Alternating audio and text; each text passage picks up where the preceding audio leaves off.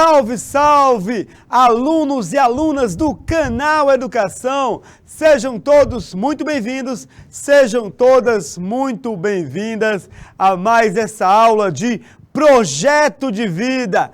A aula de Projeto de Vida, aula magna de Projeto de Vida, aula das aulas, aula Nobel de Projeto de Vida, e eu agradeço imensamente, eu agradeço carinhosamente a participação, a audiência de tanta gente linda, maravilhosa, inteligente, competente do meu Piauí, do Brasil e do mundo inteiro. Salve, salve! Alegria, alegria! Abraço carinhoso a tantos polos, alunos e alunas queridos, queridas, maravilhosos, maravilhosas que acompanham a nossa aula. O polo de Elesbão Veloso, abraço carinhoso. Uruçuí também, gente linda, maravilhosa que acompanha. No decorrer da aula, eu irei dar mais uma sequência de abraços. Olha só, é muita gente.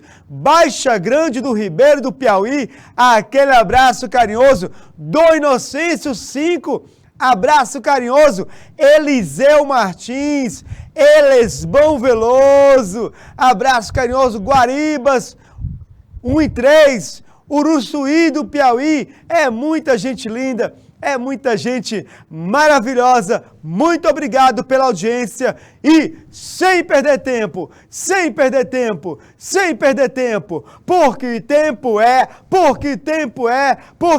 conhecimento. E qual será? E qual será? E qual será? E qual será a nossa temática de hoje? Diversidade cultural. Pequenas, grandes diferenças. Famoso Will, bom dia! Aquele abraço, meu querido. Querido aluno, querida aluna, olhe para quem está ao seu lado direito. Olhe para quem está ao seu lado esquerdo. Olhe para quem está à sua frente. Olhe para quem está atrás de você. Por que não? Dê uma olhada geral na sua sala de aula ou no ambiente em que você estiver acompanhando esta aula. Percebeu como nós somos diferentes? Diferentes não apenas no aspecto físico, anatômico, biológico, mas com certeza algum colega seu chegou hoje na escola falando sobre o clube de futebol da sua preferência que venceu, ou chegou falando sobre política, sobre música, sobre algo que era do seu interesse. Mas percebeu como as pessoas têm interesses diferentes, preferências diferentes e são diferentes em termos biológicos e anatômicos. Mas percebeu também como nós somos semelhantes também, e que somos semelhantes na diferença? Todos são alunos da primeira série de ensino médio. Todos, nesse exato momento, cursam a disciplina Projeto de Vida. Todos possuem sonhos. São sonhos diferentes, mas todos possuem sonhos. E esperam com essas aulas de Projeto de Vida transformar sonhos em projetos e em realidade. Querido aluno, querida aluna, eu lhes convido hoje a valorizar a diferença, a participação política e social, que é um dos nossos objetivos, e compreender as dinâmicas sociais, as mudanças nas relações e, principalmente hoje, conversarmos sobre as dores da minoria. Porque, com certeza, em sua sala de aula, aqueles que são mais iguais que os outros e há também aqueles que são mais diferentes. Como tratamos os nossos iguais e como tratamos os nossos diferentes. Nós vamos abordar essa questão para o projeto de vida que é fundamental a partir do estudo da cultura, do multiculturalismo e das minorias. Aproveitando também para fazer uma revisão ao fim da aula e atividades. Então, querido aluno, querida aluna, eu lhe convido, vem comigo para uma aula que será espetacular sobre as diferenças que nos tornam seres humanos complementares. Bom dia, José William Silva Santos, aquele abraço carinhoso. Diversidade, olha só. Como somos diferentes e como guardamos semelhanças. Somos iguais, somos diferentes, somos semelhantes, somos seres humanos. Cada um de nós tem um projeto para a nossa vida. Ainda não temos certeza como fazer para que esse projeto se realize, mas uma certeza temos. Eu sei que eu quero algo bom para a minha vida. Eu sei que eu quero, que eu desejo algo que faça a minha vida ter sentido, ter significado e que eu contribua para um mundo melhor. Mas não é só você que sabe. Outras pessoas também sabem. Outras pessoas também buscam um projeto. Outras pessoas buscam dar um sentido à sua vida. E é sobre isso, sobre essas diferenças que nos tornam tão semelhantes, porque no fundo, o teu projeto de vida, daqui a alguns anos, ele vai estar atuando em parceria com o projeto de vida de outro aluno, porque vocês farão parte da mesma sociedade. E cada um vai cumprir o seu papel social nessa sociedade. Quem projetou ser médico será um médico a serviço da sociedade. Quem projetou ser um assistente social será um assistente social a serviço da mesma sociedade do médico, da mesma sociedade daquele que projetou ser um psicólogo ou outras profissões. Somos diferentes, mas precisamos uns dos outros. Eu sou um menino multicolorido.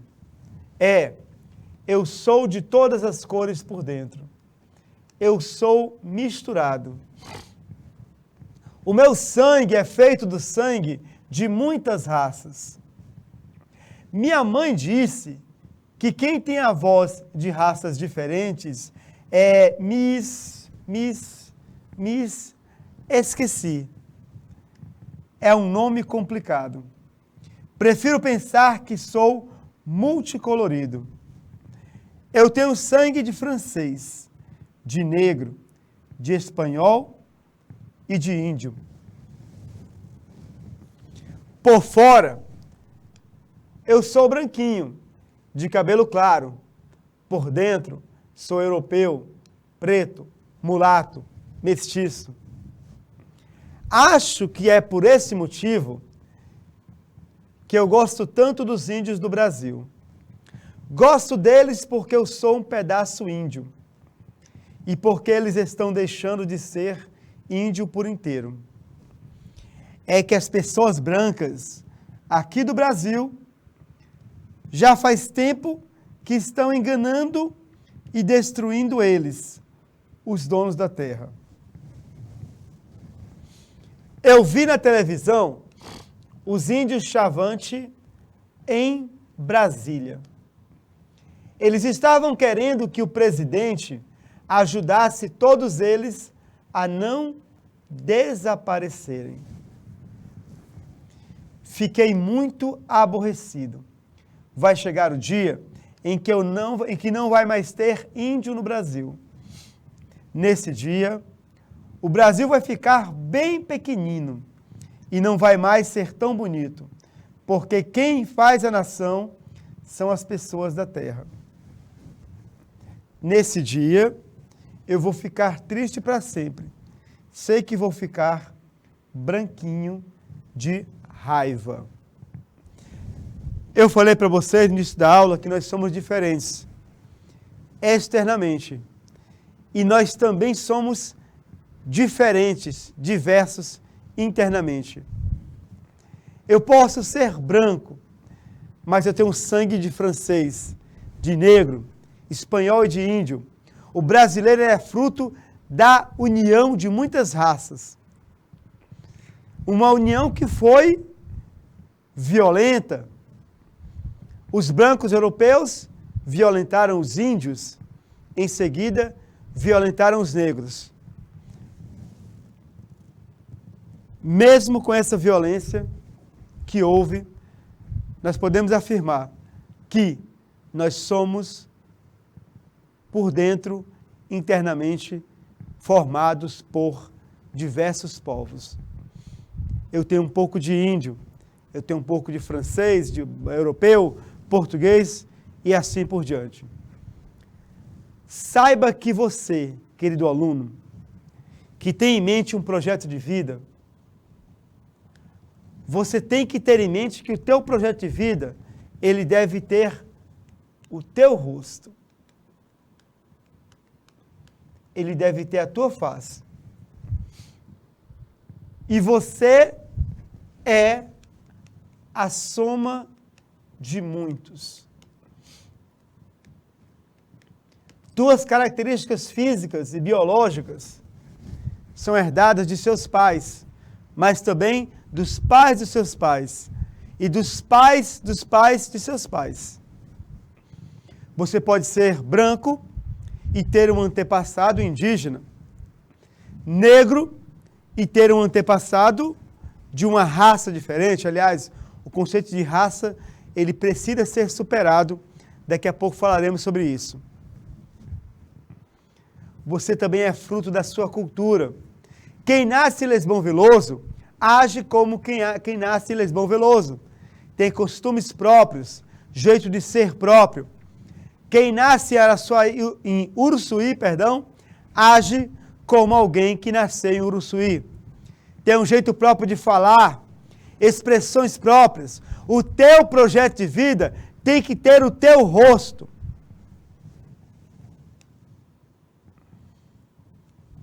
Ele tem que ter a tua cultura. A cultura, onde você foi formado. Então chega a pergunta: com qual povo você mais se identifica entre os que formam a identidade brasileira? Basicamente, o Brasil tem 3 povos, não é? Que formaram a sua identidade. Tem a contribuição negra, a contribuição branca e a contribuição índia. Se eu lhe perguntasse agora, com que mais você se identifica? Negro, branco ou índio? Qual seria a sua resposta? Você fecharia a discussão? Eu me identifico mais como negro, como branco ou como índio? Ou pensaria em termos de diversidade? Eu tenho um pouco de negro, um pouco de branco e um pouco de índio. Como você se identifica? É um exercício de autoconhecimento. Conhecer a si próprio. Hoje nós vamos conversar sobre isso, em termos culturais. Com que nós mais nos identificamos. E a sociedade onde eu estou, quem ela enfatiza mais como modelo? Negro, branco ou índio? E se enfatiza mais alguém, se dá destaque mais a alguém, o que acontece com os outros dois? É sobre isso que nós conversaremos. É sobre cultura. O que é cultura? Olha aqui para esse desenho. Aqui nós temos elementos que são ditos culturais do Brasil. A cultura é o patrimônio afetivo de um povo.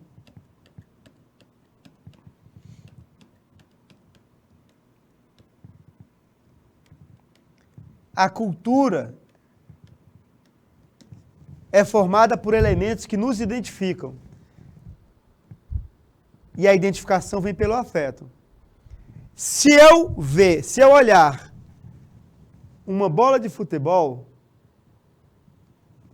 em qualquer país do mundo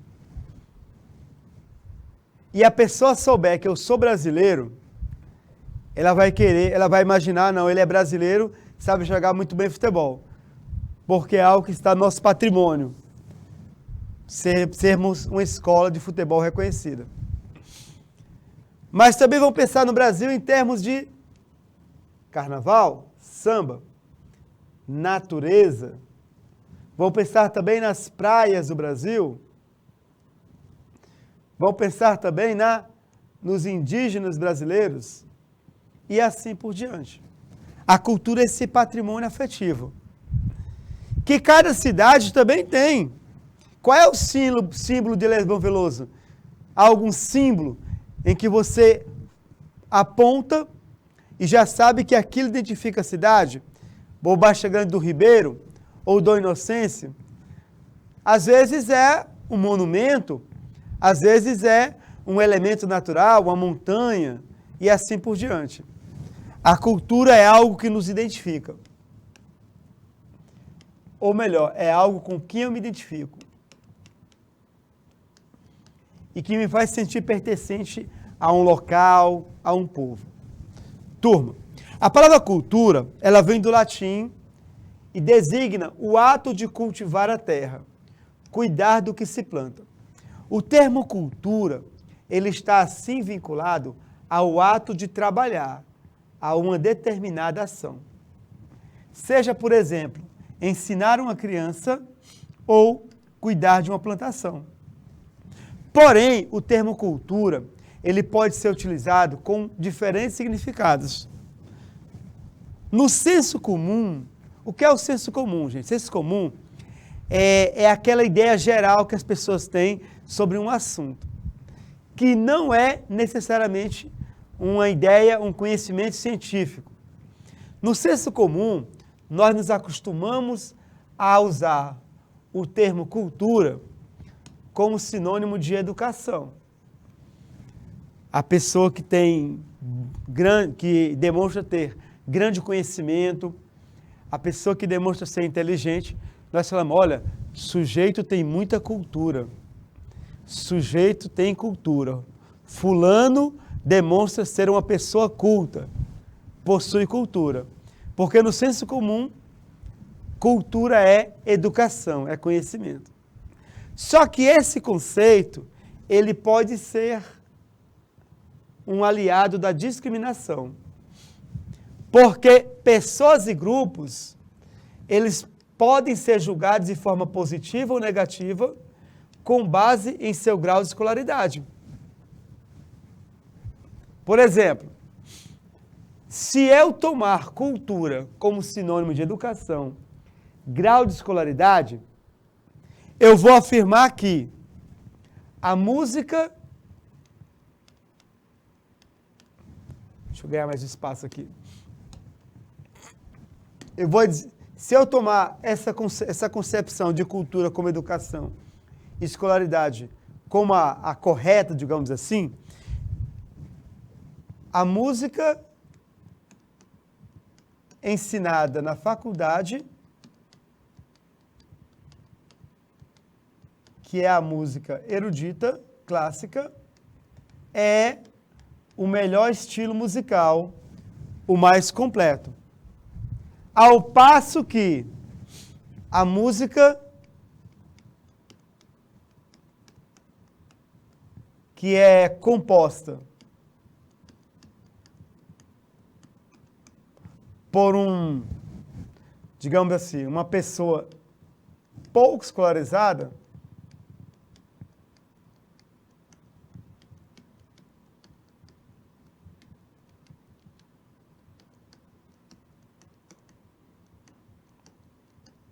ela possui um valor baixo. Por quê? Porque essa música, ela não é música, ela não representa a cultura. Porque ela foi feita por um semi-analfabeto. Ela foi feita por um morador de uma comunidade da periferia. Música mesma é a música erudita, é a música clássica.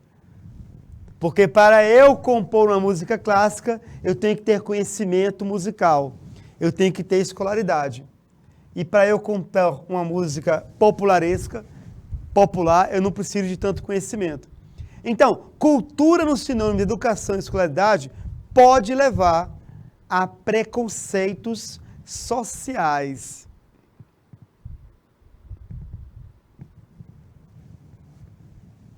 Um quadro exposto no museu é arte. Afinal, está exposto no museu, que é um lugar frequentado por pessoas escolarizadas, por grandes intelectuais, pessoas de nível superior. E um grafite no muro não é arte, porque foi feito por pessoas simples do povo da periferia. Eu acabo dividindo a cultura em um termo que eu particularmente não acho um termo agradável: alta cultura e baixa cultura. Esse é o problema do conceito do senso comum de cultura. Agora, o conceito científico, ele é mais abrangente.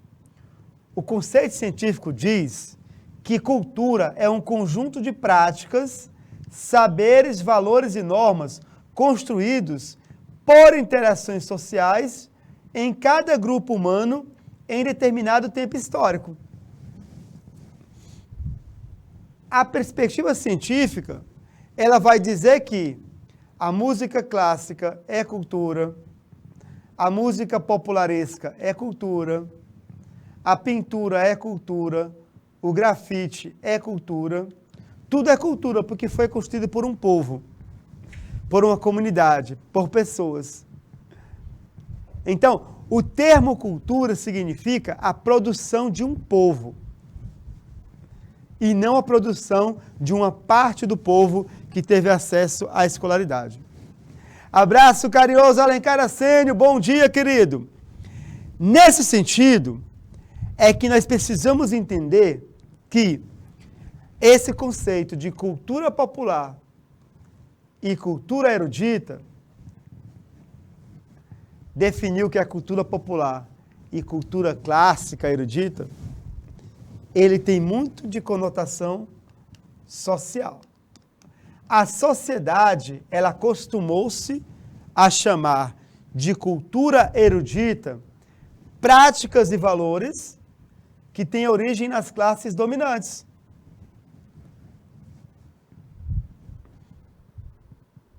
Que apresentam uma visão de mundo das elites. E acostumou-se a chamar de cultura popular manifestações que têm origem nas classes populares, nas classes que não são dominantes, nas classes que são dominadas. Aí é por isso que as pessoas dizem, né? Ah, Mozart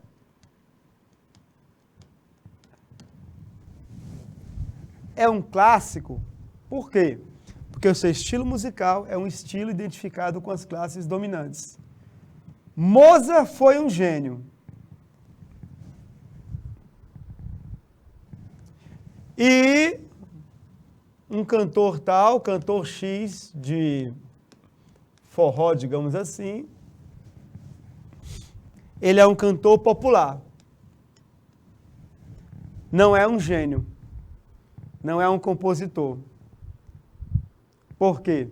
Porque a sua cultura é popular. Ela estaria numa escala inferior. Continuando, então isso aqui é um cenário que nós precisamos combater. E saber que a cultura popular e a cultura erudita, ambas formam o mesmo cenário de cultura. Tudo está, certo, no mesmo ambiente, no mesmo patamar. É produção cultural. Mas acostumou-se o quê? Acostumou-se a dizer que cultura erudita, a música clássica da Orquestra Sinfônica de Teresina, Cultura popular, festival de quadrilhas. Cultura popular feita pelo povo, cultura erudita feita pela elite. Qual é a diferença entre elas? Nenhuma, é cultura. Mas a elite diz que a sua cultura é maior e melhor, porque é feita por ela. E a elite sempre quer ser o parâmetro para tudo, tá bom? Esse é um debate muito forte sobre cultura. Temos também outros conceitos, por exemplo, cultura de massa. Gente, cultura de massa é um termo que a gente escuta muito, não é? Ah, cultura de massa, o que é isso? A cultura de massa, gente, ela é produzida pelos meios de comunicação e é destinada às massas urbanas. O que é massa? Massa é a maioria da população. A maioria da população é massa. É a maior parte do povo, é o conjunto, é o grosso do povo. Exatamente, Lebon Veloso. Muito obrigado, queridos. É o conjunto do povo.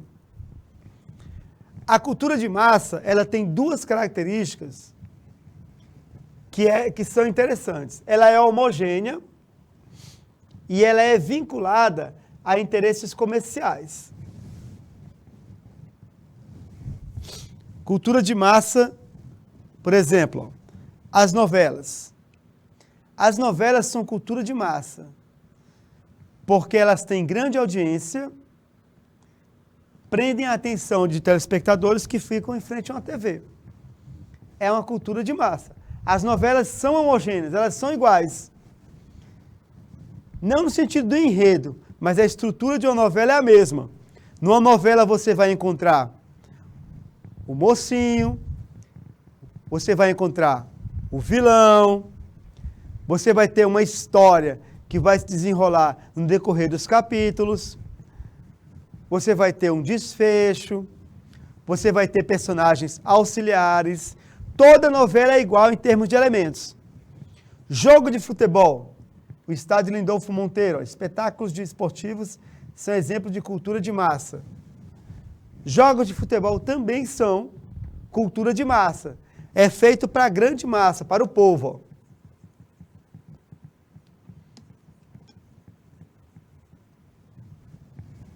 Atrai muitas pessoas. Então, é homogêneo.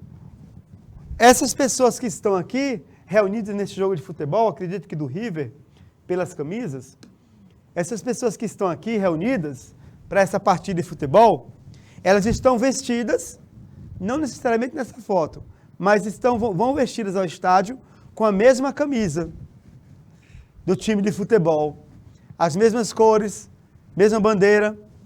Se alguém entrar na torcida do Palmeiras, que está todo mundo de verde, com a camisa do Corinthians, que é preta e branca, essa pessoa do Corinthians provavelmente será agredida. Por quê? Porque a cultura de massa é uma cultura para muitas pessoas que se tornam iguais. E o corintiano, ele destoou da igualdade. Bom dia, Ramon! Bom dia, Helvis Souza! Abraço carinhoso. Turma, a cultura de massa, ela é produzida pela indústria cultural. O que é indústria cultural? É um conjunto de empresas ligadas aos veículos de comunicação que produzem esses programas. Então, a novela, ela tem uma empresa que produz a novela. Bom dia para Bom Jesus do Piauí, abraço carinhoso. Toda novela tem uma empresa, uma televisão.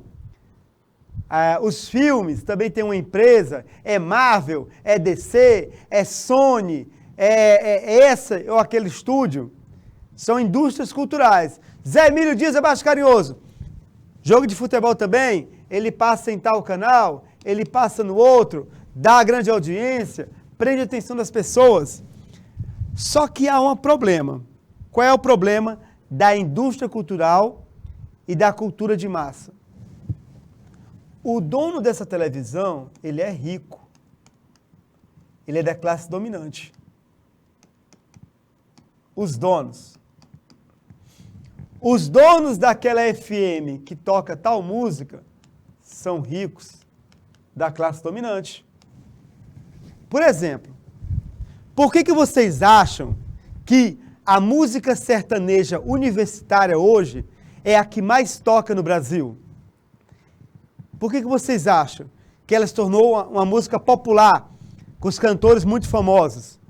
Porque empresários de grupos, de duplas sertanejas, cantores sertanejos, compram as rádios. Isso quem falou não sou eu. Foi a primeira empresária da Anitta, aquela cantora brasileira que está fazendo carreira no exterior. A primeira empresária da Anitta, ela disse, olha, eu chegava numa rádio para apresentar a música da Anitta, e quando eu chegava na rádio, essa rádio não podia tocar a música da Anitta porque um sertanejo já havia comprado a rádio, só tocava música sertaneja. Compram a rádio. Então, o que acontece? Essa produção cultural, ele vai ficar na mão de quem? Da classe dominante. Nós escutamos as músicas que a classe dominante quer que nós escutemos. Nós assistimos os filmes que a classe dominante quer que nós assistamos. Nós acompanhamos um esporte de massa porque assim a classe dominante quer. Nós consumimos produtos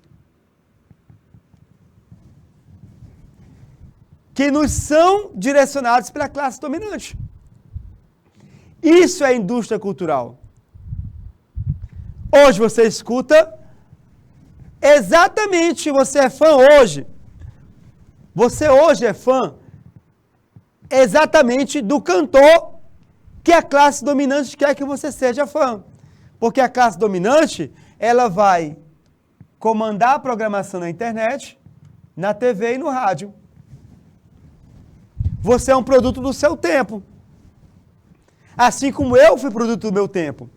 Por que os tiozões como eu, de 45 anos, gostam de rock brasileiro? A gente só fala em Titãs, em Paralamas, em Engenheiros, em Legião. Porque na nossa época, o que tocava nas rádios era o rock brasileiro. A indústria cultural daquela época investiu no rock brasileiro porque o rock brasileiro era rentável. Ah, então, professor, antigamente é que tinha música boa e hoje só tem artista ruim. Não é bem assim. Não é bem assim. Antigamente também tinha cantores e músicas muito ruins, do meu tempo. Eu tive um gosto musical apurado, em direção dos melhores. Mas naquele tempo também tinha muita coisa ruim. Muita coisa mal produzida. Hoje, nós temos grandes artistas, grandes cantores. É só você procurar, fazer pesquisas. Grandes bandas de rock nova, grandes cantores de MPB, jovens surgindo. Mas por que você não conhece? Porque você consome o que a indústria cultural lhe diz para consumir. Você consome o produto da massa. Você assiste essa novela porque ela está em evidência. E assim por diante, tá bom? Olha só, Zé Pedro! Abraço para a cidade de Teresina, Piauí, Picos, Floreal. O Relvi Souza tá mandando um abraço, agora é o Relvi, ó.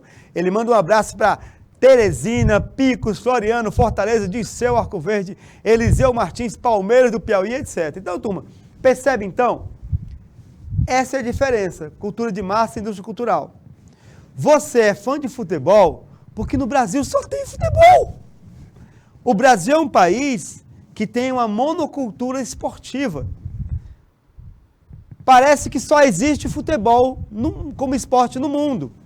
Se você for em outros países, eles gostam de vôlei, de basquete, de natação, de rugby, de Fórmula 1, automobilismo, de esgrima, de badminton, handball. tem um espaço para que esses esportes apareçam. Agora, no Brasil, não tem esse espaço. Aí você liga a televisão, um programa esportivo local, aí tá lá, não sei o que, fulano de tal, tem um projeto cultural aqui no bairro para cuidar de criança carente. Ele montou um time de futebol.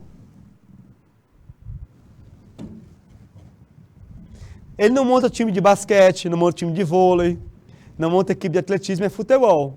Por quê? Porque futebol vai dar renda. Um garoto que sai do seu time, que for reconhecido como pertencer à sua equipe de base, pode lhe render dinheiro lá na frente. Nós não temos uma cultura poliesportiva, então o futebol é massa. No Brasil os estádios lotam, claro que os estádios lotam no Brasil. O brasileiro só vê futebol, ele não vê outros esportes. Deveria ver. Deveria se acompanhar. Meu filho quer fazer futebol, tem 8 anos. Quer entrar na escolinha. Falei, você vai entrar na escolinha de futebol, vou lhe colocar. Mas você também vai fazer um esporte olímpico. Vôlei, basquete. Não vai ficar só na monocultura do futebol, não. Ver que existem outros esportes, outras práticas esportivas. Tá bom? Continuando, turma. Bom, e é por isso que falamos em massa.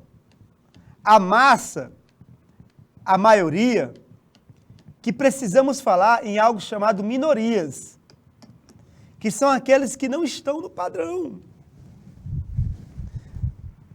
Todo mundo gosta de futebol, aí chega uma pessoa na sala que gosta de vôlei, aí todo mundo fica olhando assim, eita, cabe esquisito, ele gosta de vôlei. Todo mundo gosta de funk, chega um cara que gosta de música clássica, esquisito, gosta de coisa que a gente não gosta. Epa, esse cara não gosta de filme de super-herói, cara esquisito, etc e tal. Percebe, então? Precisamos falar de massa, de minorias, porque é muito fácil ser da maioria. É muito fácil você ser branco. No Brasil, é bom demais. Porque é a maioria. É muito bom no Brasil ser cristão. Porque é a maioria. É muito fácil. É por isso que tem tanto cristão na internet falando besteira. Porque tem tanto cristão no Brasil que as besteiras que ele diz arrebanha muita gente. É muito fácil no Brasil você ser homem. Porque é um país machista, em que os homens estão no poder, é mais fácil ser homem do que ser mulher. É muito fácil no Brasil ser hétero. A maioria é hétero. Então eu posso falar mal à vontade de outra identidade de gênero, porque a maioria vai estar no meu favor. É confortável. É por isso que muitos líderes religiosos, eles falam coisas absurdas, né? Homofóbicas. Por que eles são homofóbicos? Porque o homoafetivo é minoria social e também numérica.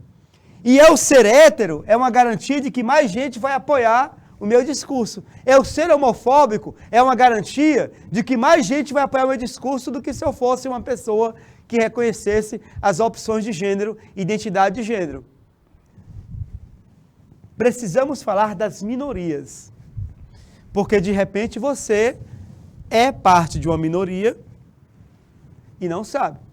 Precisamos falar, de multiculturalismo. O que é multiculturalismo? É nós sabermos que a sociedade é formada por culturas diferentes, por pessoas diferentes, por grupos étnicos diferentes, por ideias diferentes, religiões diferentes. Mesmo que haja algo maior do que o outro, mas são diferentes e têm a sua importância. E precisamos favorecer a interculturalidade. O que é isso? É que, a partir do contato entre diferentes culturas, nós possamos criar o novo. É o que está acontecendo no Brasil hoje. Nós estamos tentando construir uma nova identidade, um novo para o Brasil. um Brasil mais integrado de verdade. E essa integração no Brasil, por exemplo, racial, ela é à custa de muita luta, que veremos mais adiante, muita luta mesmo. Porque o Brasil é um país que, durante 3 séculos, escravizou os negros e depois da escravização, vendeu a falsa ideia de que o Brasil era o paraíso das raças. Que as raças no Brasil, elas coexistiam pacificamente. O Brasil sempre evitou o conflito em busca de uma falsa unidade. A independência do Brasil foi pacífica, não teve luta. Quem mora no Piauí sabe que teve luta. E luta sangrenta. Mais um fato para mostrar como uma cultura quer ser superior à outra. Como a luta de independência não foi em São Paulo, no Rio, foi no Piauí, aí os escritores dizem, não houve luta de independência. Mas teve, quem mora no Piauí sabe. Batalha do Genipapo. O Brasil foge do conflito. E é por isso que as pessoas hoje na política, por exemplo, elas estão meio que perdidas, porque nós estamos em meio a um conflito político violentíssimo no Brasil. Precisamos de uma via mais, precisamos de paz. Não, acho que talvez nesse momento do Brasil, para nos identificarmos como nação, a gente precisa sim desse conflito. Esse conflito que nós estamos vendo na política. Precisamos ter esse conflito para que a gente possa tomar um rumo verdadeiro. E não ficarmos mais apoiados numa falsa unidade, mas numa unidade que foi construída à força, à custa de muita luta. Só lamento a violência que está acontecendo. Mas esse diálogo forte entre as partes, para mim, ele é rico para o Brasil poder construir uma identidade. Turma, o que são minorias sociais? Gente, não entendam minoria como questão numérica, Nós temos 100 milhões de brasileiros. 100 milhões de brasileiros, não. Nós temos quase, não sei, vou chutar, nós temos 250 milhões de brasileiros. Aí, deles, 230 milhões são cristãos. Aí, 50 mil são judeus. O judeu é minoria porque tem pouco. Não. Minoria social não quer dizer questão numérica, tá bom? Esqueçam isso, tá? Minoria social são grupos sociais que se encontram numa situação de dependência ou desvantagem em relação ao outro grupo. Tá bom? Por exemplo, nós sabemos que no Brasil existem mais mulheres que homens. Todo o censo aponta isso, que há mais mulheres que homens. Pergunto para vocês, os cargos de poder no Brasil, na esfera pública e na privada, estão na mão de quem? Dos homens e das mulheres? A maior parte nas mãos de homens. E homens brancos. Ontem tivemos um debate entre presidenciáveis. E hoje estamos discutindo quem venceu, quem ganhou o debate. Eu digo, quem venceu eu não sei, mas quem perdeu foi o Brasil. Por quê? Não tinha um candidato, por exemplo, negro, que representasse a raça negra. Não se tocou no tema do racismo, do preconceito. Não se tocou nesses assuntos. Não se tocou nos assuntos dos direitos da mulher, do direito LGBTQIA+. Não se tocou na temática das minorias. Ontem no debate presidencial. Quem perdeu com esse debate foi o Brasil. Porque passa a impressão, por exemplo, para mim, de que A ou B que for eleito não vai fazer nada pelas minorias. Passa essa impressão. Ou que pelo menos deixou passar batido no debate. Espero que nos próximos debates essa questão venha à tona. das dores das minorias. O Brasil está se especializando em sufocar as minorias. O Brasil mata a população negra e diz que está tudo bem, é um paraíso racial. O Brasil mata mulheres todos os dias. Mulheres são agredidas verbalmente todos os dias. Ontem no debate houve uma cena. A única jornalista foi agredida porque era mulher. Porque com homem ninguém se altera. Não, é o Boris Casoy, não, é o sei o quê. Mas é a Vera Magalhães, vou agredir. Vou soltar uma piadinha misógina, machista com ela porque é mulher. O Brasil está se especializando nisso. Então precisamos tratar das minorias em nossos debates políticos. Eu tenho certeza que hoje alguns candidatos vão pensar nesse tema que ficou esquecido, de cuidar das minorias, tá bom? Vamos lá, seguindo adiante. Vamos seguir adiante aqui. Passa um slide, por gentileza, para mim. Obrigado. Então, interculturalidade, mais um. Pode passar, por gentileza. Então, gente, minoria são grupos de pessoas que estão em situação de desvantagem, certo? As minorias, elas recebem um tratamento discriminatório por parte da maioria. E essas minorias, elas são discriminadas por diversos motivos. Motivos étnicos, motivos religiosos. Os mesmos cristãos brasileiros que dizem que, na China mataram não sei quantos cristãos.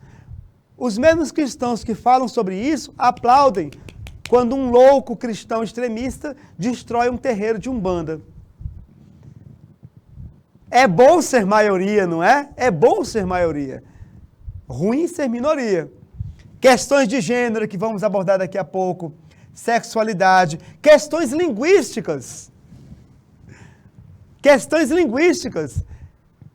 De repente, um padrão da língua é o padrão correto e o modo de falar de outras, modo de falar regional, né, de alguns espaços é o errado. Padrões físicos e padrões culturais. Gente, muita atenção. Em cada país ou região, há populações inteiras que são consideradas minoritárias.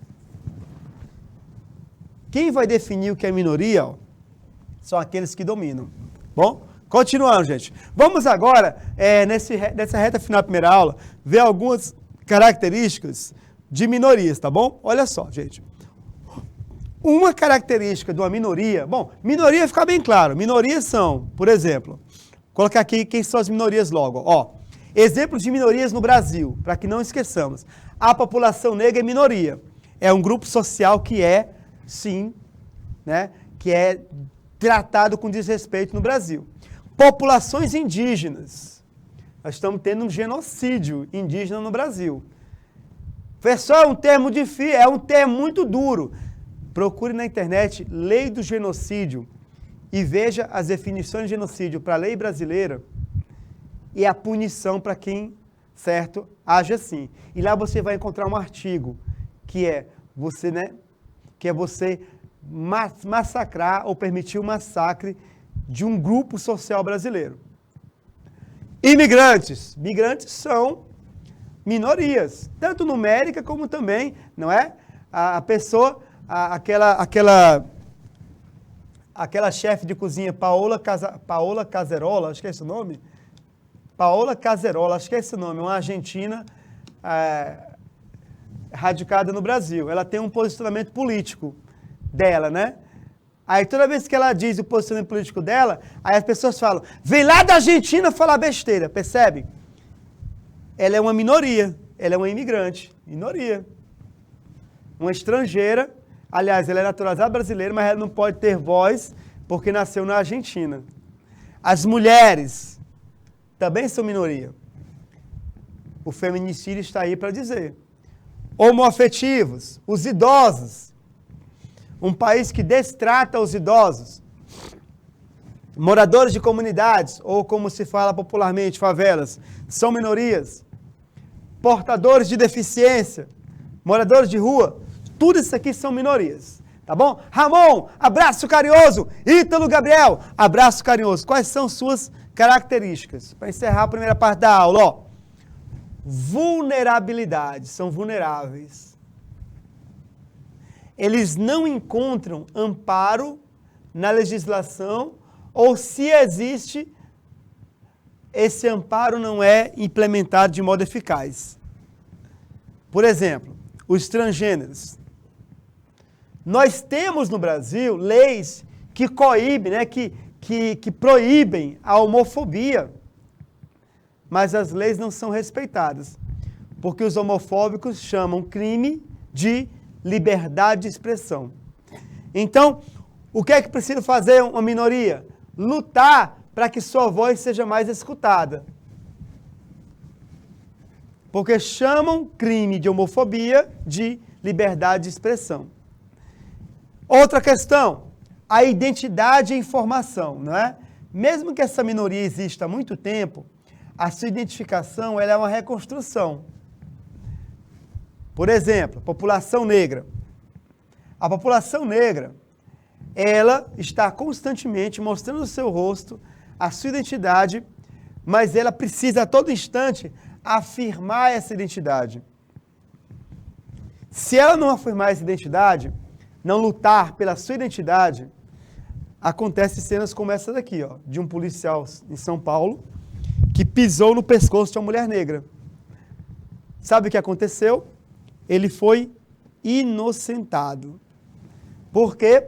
Porque no manual de procedimentos diz que você tem que pisar, é possível um policial pisar no pescoço de alguém para imobilizá-lo. Foi assim que mataram Floyd nos Estados Unidos. Então, a população negra ela não pode calar sua voz. Se ela calar sua voz e não reagir, essa cena aqui torna-se cada vez mais comum. Não se pisa no pescoço de um branco. Nós tivemos agora, há 2 semanas atrás, uma filha de uma juíza, no Record do Estado, branca. Ela foi parada por um policial, ela estava embriagada e o policial totalmente educado com ela. Olha, eu vou ter que recolher sua carteira. Olha, a senhora está se alterando, tá bom? Olha, eu vou ter que recorrer seu... Numa fineza impressionante. Branco, educação no sentido de tratamento fino, polido. Negro, pisa no pescoço. As minorias sofrem no Brasil. Luta contra privilégios de campos dominantes. Por serem grupos dominados e discriminados, as minorias precisam lutar contra o padrão vigente estabelecido. Essa luta tem como grande marca a utilização das mídias para expor a situação dessas minorias e levar conhecimento para a população em geral, além das passeatas, manifestos e outras formas de resistência. Aí você pode dizer, não é? Professor, mas existem minorias que estão do lado da maioria. Existem. Existem sim. Minorias se identificam com a maioria. Mas a maioria da minoria sabe que é minoria. E sabe que mais cedo ou mais tarde o preconceito vai surgir contra eles. Então, olha só. O movimento LGBTQIA+.